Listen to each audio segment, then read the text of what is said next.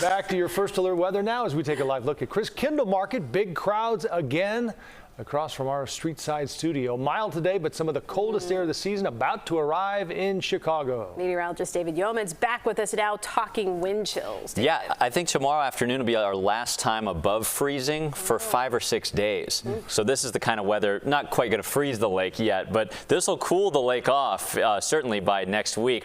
Right now, what we're tracking is the cold weather arriving late tomorrow. So ahead of it, it's, we'll call it mild. Temperatures near 40 under cloudy skies. Just to our southeast, as models predicted yesterday, widespread rain wetting your roadways from Champaign into central and northern Indiana. Some of this, especially close to Indianapolis, is about to change over to snow, so be advised if you're heading that way. Not a lot of this is coming our way, though, this evening.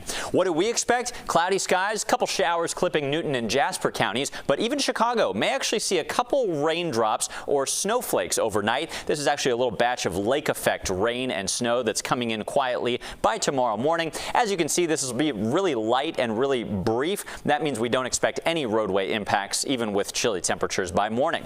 But tomorrow, as you're waking up to start Thanksgiving meal, we do expect a few lake effect snow flurries in northwest Indiana. But otherwise, we'll just see cool, breezy weather and plenty of breaks of sunshine, especially during the midday hours. Tomorrow doesn't look like a bad day at all, but it does start to get a little chillier. Highs of 36 with a few breaks of sun and lake effect flurries, most likely in Indiana.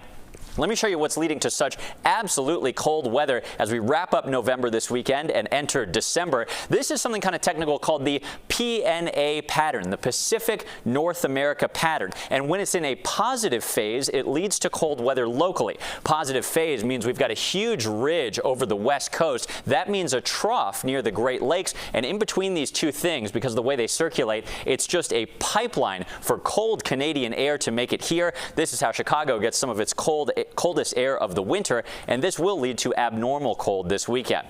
How cold are we talking? Just after Thanksgiving, these are not your temperatures, but your wind chills on Friday, feeling like 10 to 15 degrees. Brr. If you're out early Saturday morning, look at the wind chills, close to 0, maybe even below 0, northwest of town. And Saturday and Sunday afternoons, wind chills, believe it or not, even with the sun shining, stay in the teens. So get ready for that. Tonight, low temperatures do start to cool off back to 29. We expect a few raindrops or snow flurries, but again, this will be too light to cause any problems on the roads, even in Indiana. Tomorrow, maybe a couple more lake effect flurries in Indiana. The rest of us see a mix of clouds and sun with cooler high temperatures at 36. Once we fall below freezing tomorrow, colder than normal weather lasts for nearly a week. Windy with a few flurries on Black Friday, gusty winds and lows in the teens both days this weekend. Next week, clouds return, a few flurries or raindrops by Tuesday and Wednesday. But even with all this cold air, guys, and a few chances for a few things falling from the sky, we will not see any major winter weather impacts and certainly not enough snow to build a snowman in the backyard. Back to you. All right. Thanks for all that, David.